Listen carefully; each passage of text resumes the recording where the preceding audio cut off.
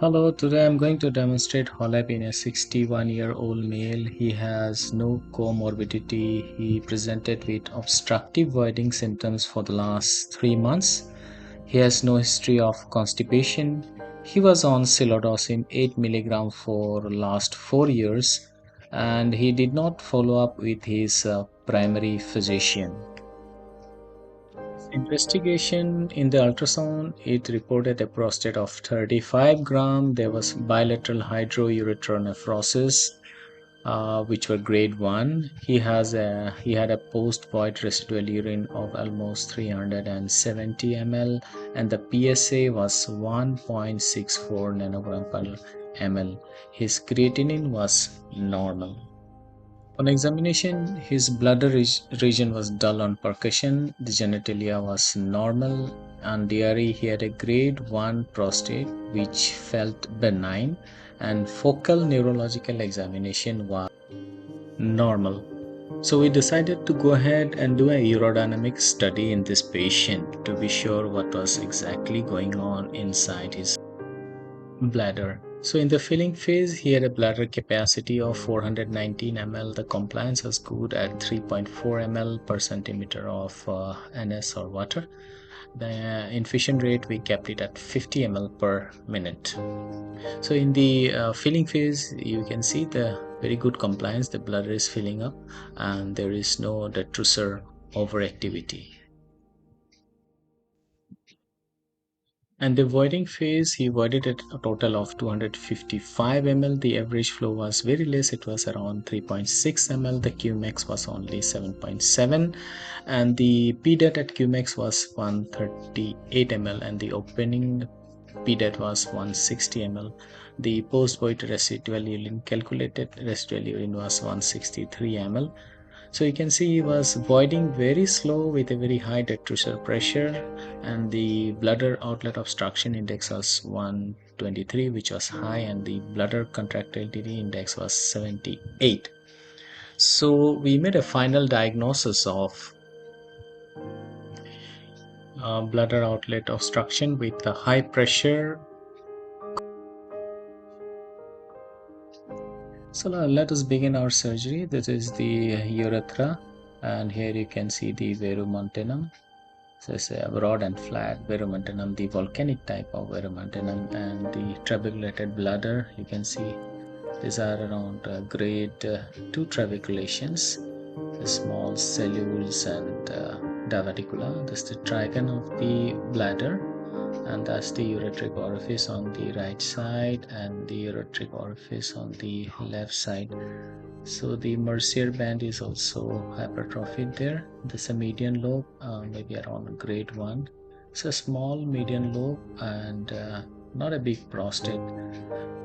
Probably the ultrasound is right in this case, though a small prostate, but it is obstructive, and you can see the trabeculated bladder.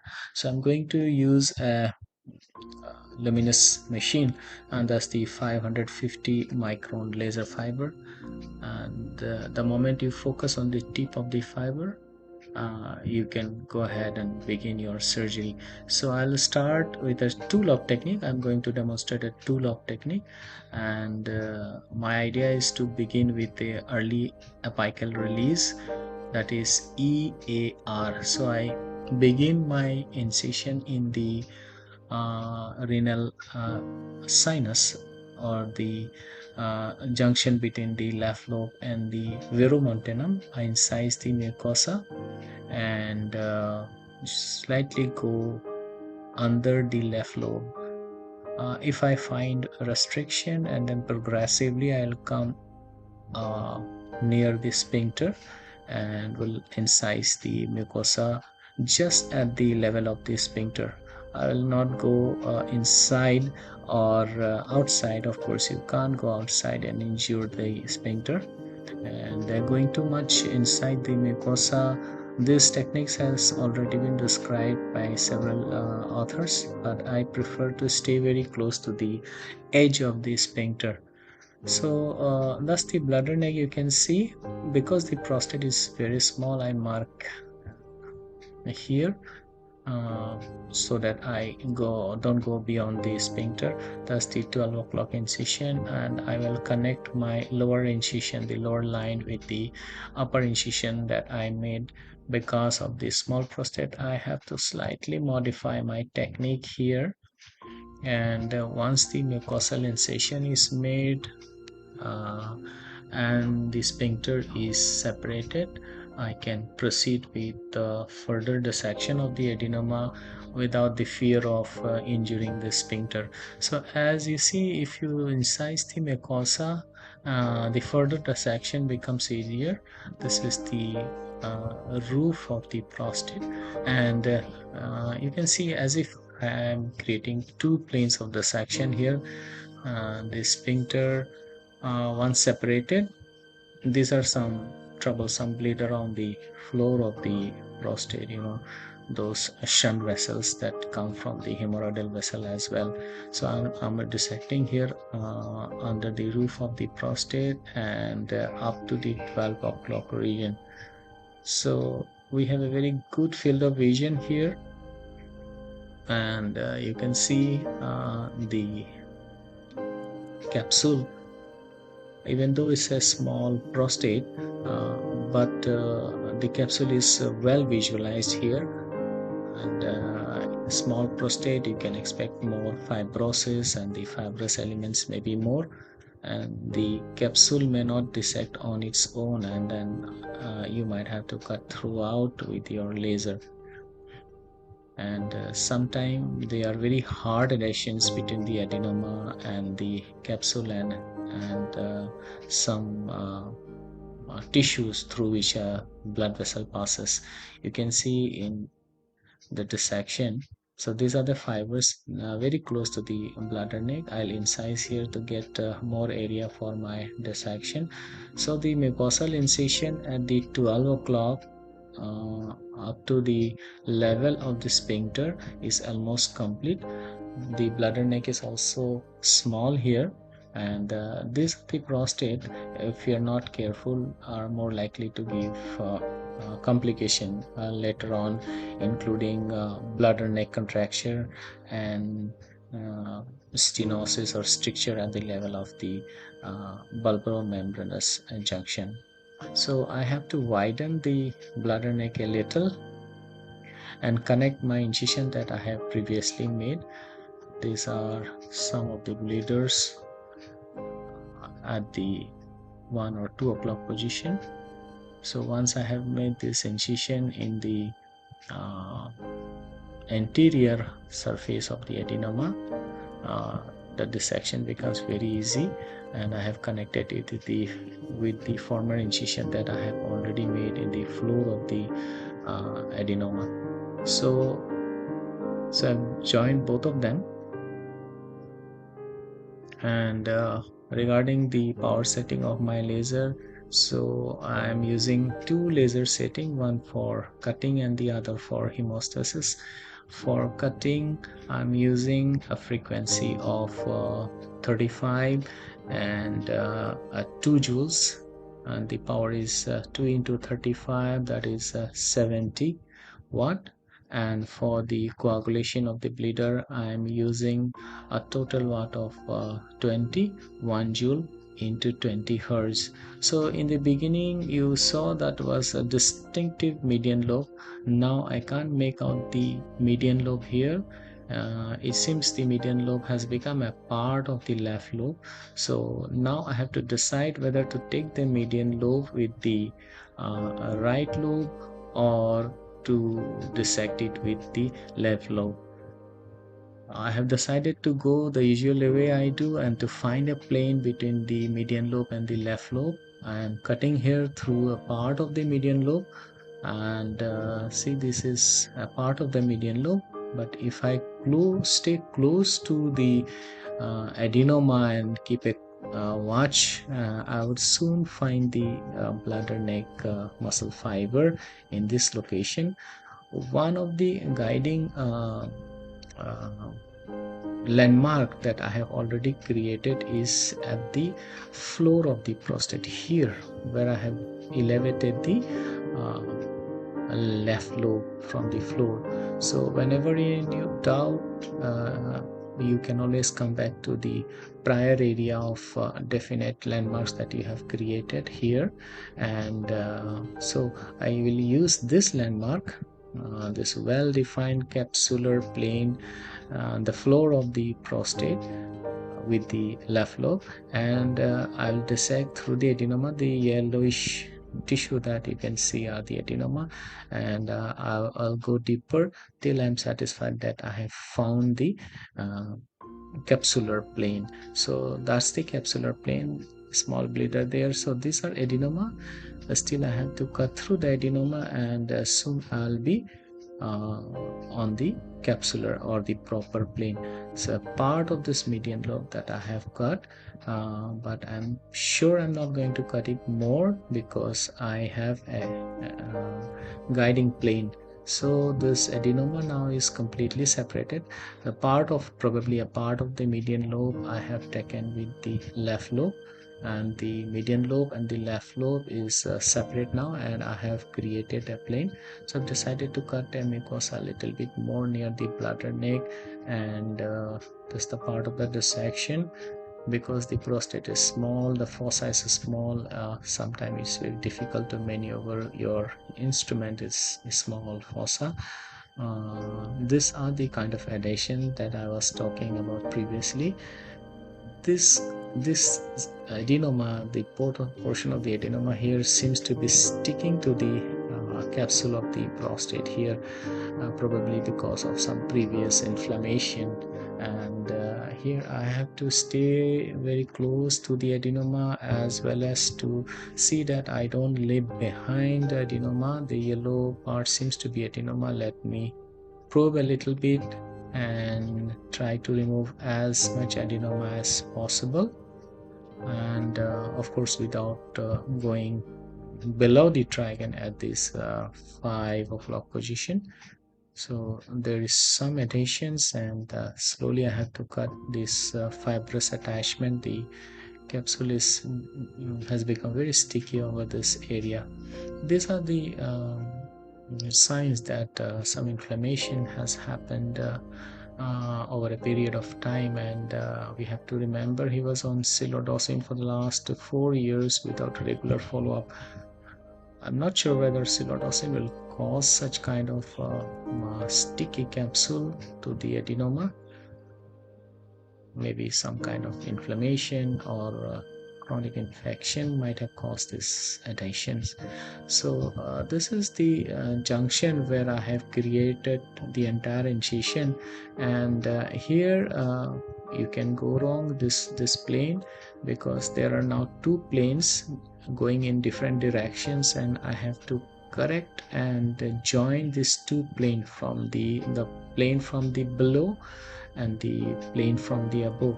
That's a V kind of an incision now, and then I have to gradually make into a U, and then cut off the adenoma entirely from the capsule and push it to the bladder.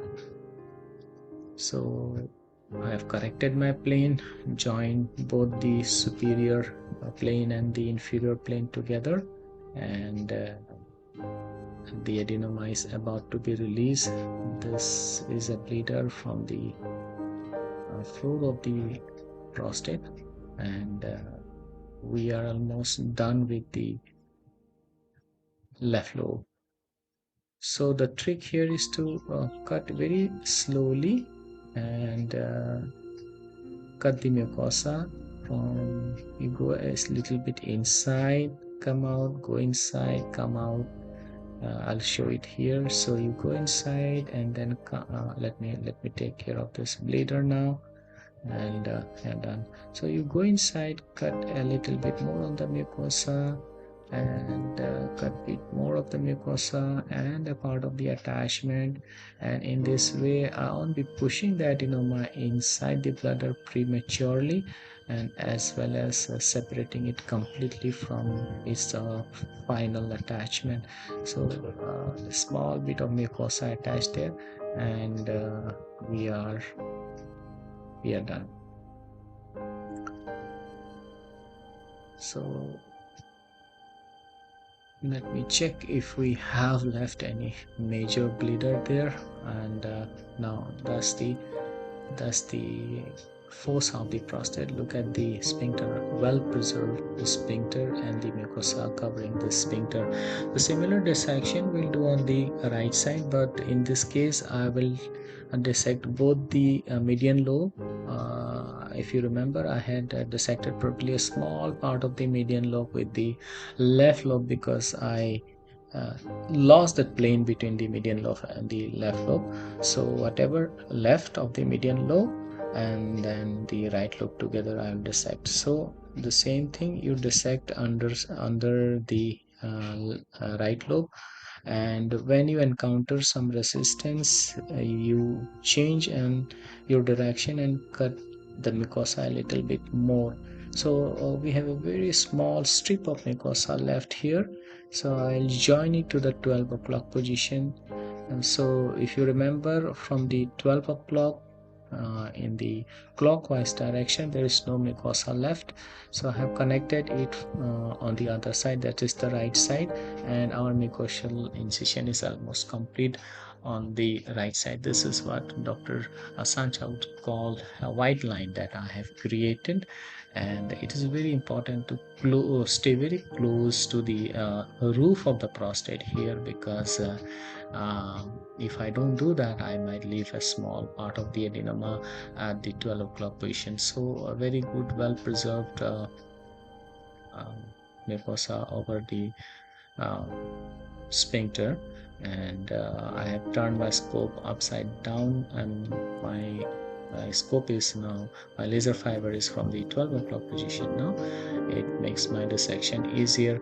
Unlike the dissection on the left side, this dissection is faster on the right side, because the adenoma has enough space to fall, because a cavity has been left. After I have left my left adenoma, we have a cavity, and the median lobe and the right lobe can fall in the cavity, and our dissection becomes easier.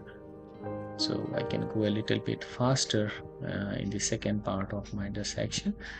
And we are dissecting the anterior part that is under the roof of the prostate, and soon we will be very close to our bladder neck in this part of the dissection. So we have to stay close to the capsule in the anterior dissection. This is where some of the adenomatous part are usually left behind, and this was restricting my movement, and then I turned my scope again upside down, and once I cross my equatorial plane of the prostate, it is always safer to do to turn the scope and then proceed with the dissection, so that I don't undermine the prostate and go subtrigonal. So very unlike the left lobe, we have a much more better plane of dissection on the right side, and so the entire mucosal incision has been made, and it's only a matter of time that the entire adenoma will be dissected out from its fossa. And let me concentrate on the 6 o'clock position, and where the median lobe was there, and we will dissect the median lobe and the right lobe together. So in this part of the dissection, white might actually leave behind a part of the median lobe. So gently you have to find out the floor of the left lobe also, and be sure that the entire median lobe has been dissected off the floor of the prostate and no part is left behind.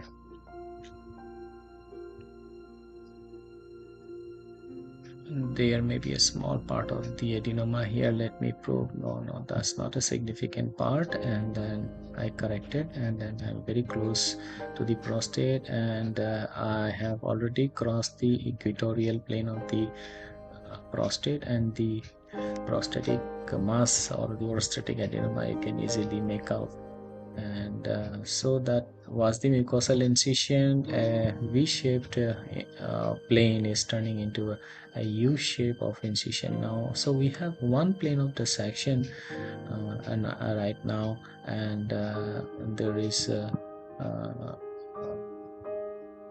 no multiple planes that we have created, probably a small part of the adenoma here, and a few millimeter maybe I have left behind, but it's okay. I will not go much towards the capsule. This the small adenoma which causes more complication. Larger the adenoma, the easier the dissection sometimes. So the capsule, it is said that if your adenoma which is more than 54 gram, probably you're going to encounter a much more better capsules, and if the adenoma is less than 54 gram, uh, you may not find a good capsular plane. So this is, I'll try to dissect out this part of the adenoma from the bladder neck. We have a major bleeder here, and so that's a arterial bleed here, and it takes some time. So let me coagulate it more and be sure that it is not bleeding any longer. And let me widen the bladder neck a little bit more so that I can push the adenoma inside the bladder.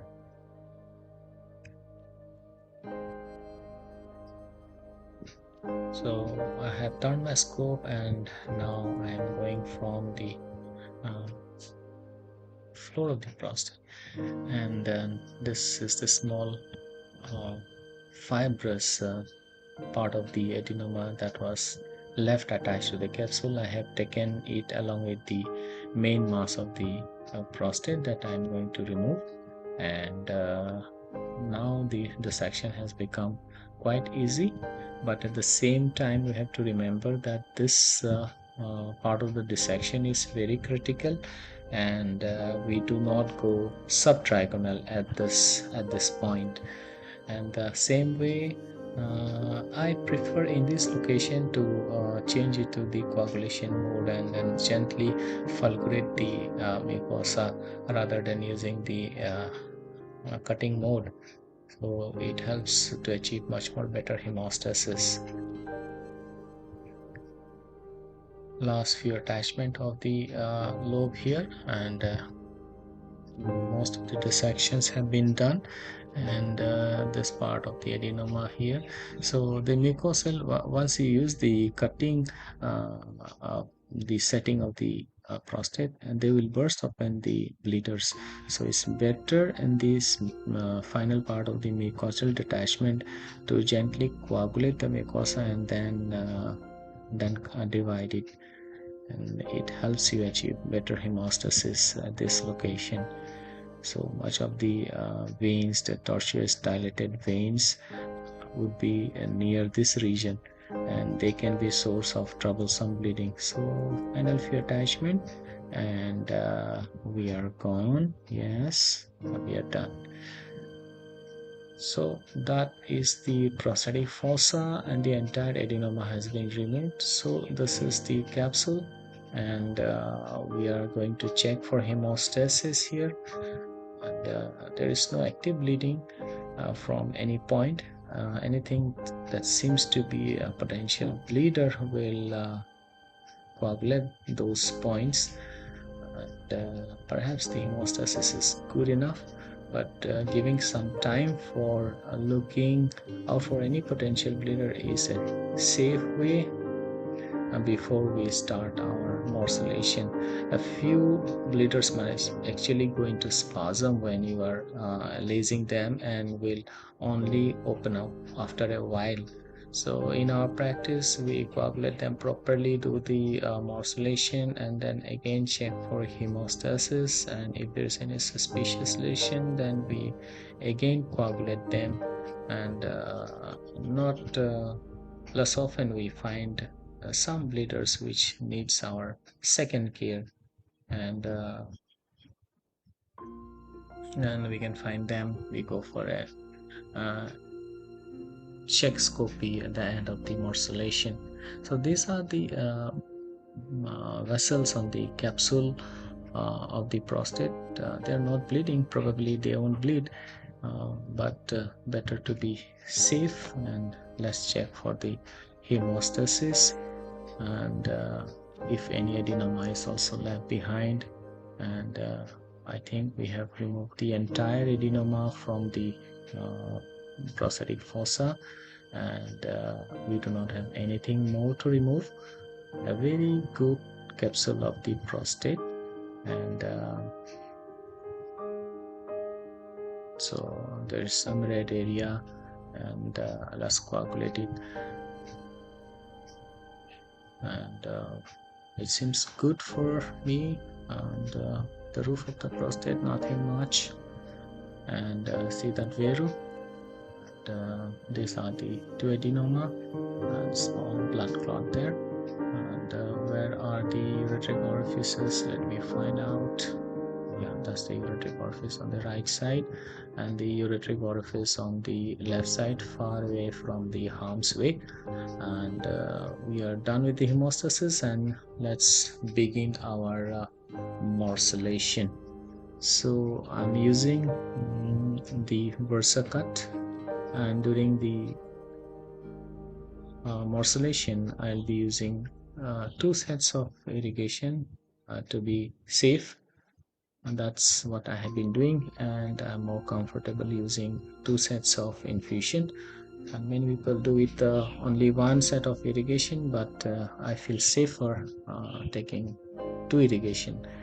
And these are small fibrous adenoma, and let's check. Sometimes very fibrous adenoma is very difficult to cut. They will not cut, they will just roll over the morcellator, and slowly they will change into a beach ball, and very difficult. But today I'm lucky, they're cutting well. And have perhaps yeah, the other lobe so it's cutting well today. And I should be able to remove the entire adenoma with my morcellator. Let's see.